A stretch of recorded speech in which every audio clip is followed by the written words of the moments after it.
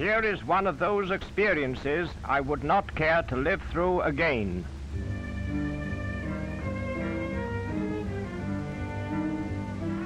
Not long ago, when in Ecuador, I set out from a small trading post on the eastern slopes of the Andes, having engaged the services of 40 Napo Indians to carry my packs through the dense forest country.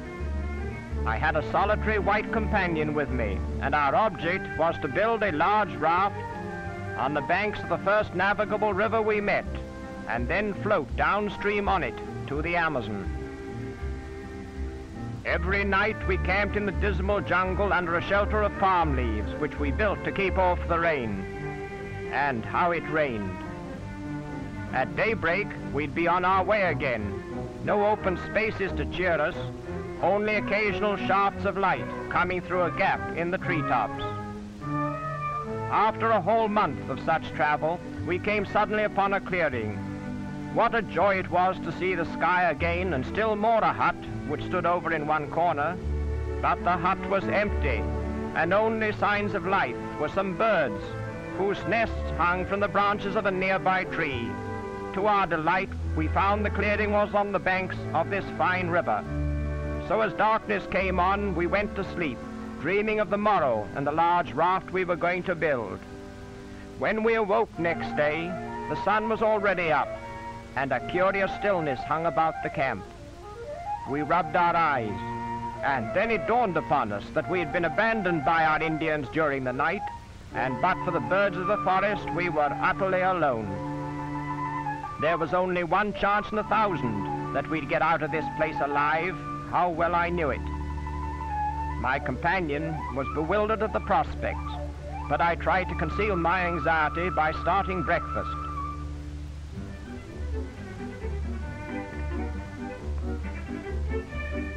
In taking stock of our position, we found a few banana trees nearby whose fruit would last us a full week. But there was no chance of being rescued in that time. As luck would have it, we discovered that there were fish in the river. If only we could devise ways of catching them. Some of these fish were very large indeed. That's not a fish, however. That's my friend having his morning bath. I told him to get me large worms to fish with. And to my amazement, a few days later, he brought me one 5 feet long.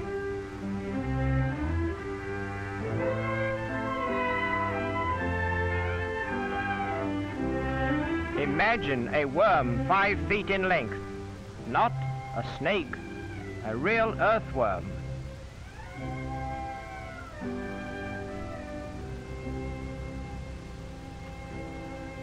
4 weeks were spent in following forest tracks. Sometimes they led to clearings, and our hopes ran high at the thought of rescue, but never an Indian did we see. As time went on, the situation became increasingly serious, and in order to divert our thoughts, we turned our attention to trivial things, such as swinging from the vines of the forest that hung from the treetops like giant ropes. We also tried to photograph the denizens of the jungle. A toucan, for instance, a most comical bird.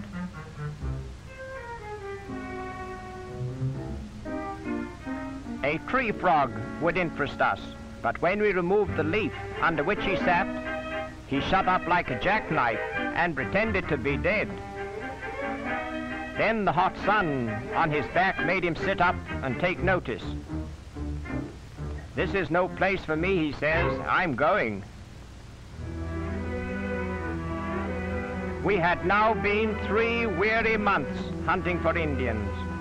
All our food supplies, such as rice and bananas, had been exhausted. The river was in flood, and hence fish were hard to catch. Our leather boots had been worn out due to so much tramping in the wet forest, and even my canvas shoes were torn to shreds.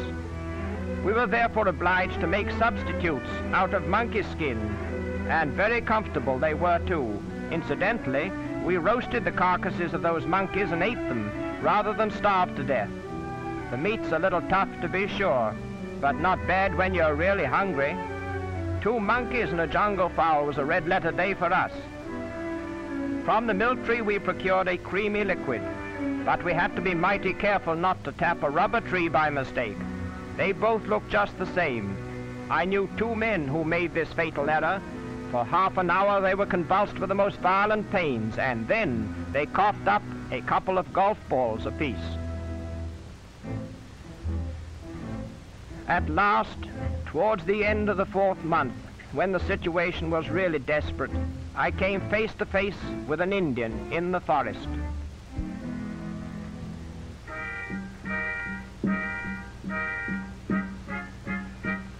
In triumph, I brought him back to camp and tried to get some information from him, but all I could learn was that he was expecting to meet some friends who were coming downriver next day in canoe. Sure enough, the canoes appeared next morning, 2 of them. And to make a long story short, 3 days later saw us holding a powwow in an Indian village 20 miles away. At first, the chief was not at all inclined to be friendly. But after he'd seen our goods and ascertained our terms, his expression changed. "It's all right," he said, "with me. I'll let you have 6 men to help you build your raft and navigate it downstream." These Indians are not savage headhunters or cannibals, as some would have you believe, but simple jungle people who come in occasional contact with traders. Experience has taught them that although the white man may give them a few trinkets, he generally leaves only misery behind him, and it is therefore well to keep out of his way.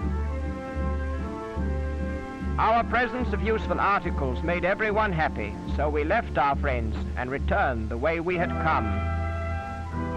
It took 8 of us 2 weeks to collect a supply of bamboo poles, which grew plentifully on the banks of the river. Also some huge balsa logs.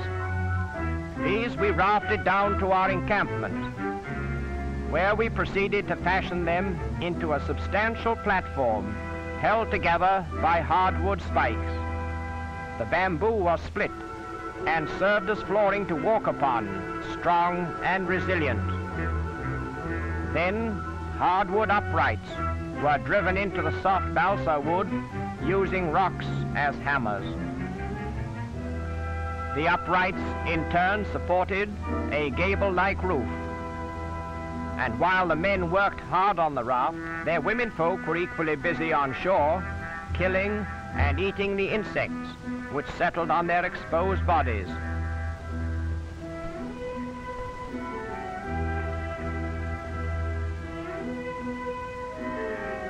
Our day of deliverance was now at hand.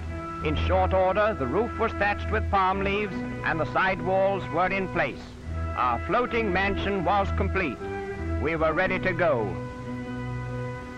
Baggage was piled on board, and the Indians, seizing their huge paddles, pulled us out into the current. 5 solid months we'd been marooned in this lonely spot. Imagine our feelings when we saw the trees on the opposite bank start to move and realized that we had escaped at last from the claws of the jungle.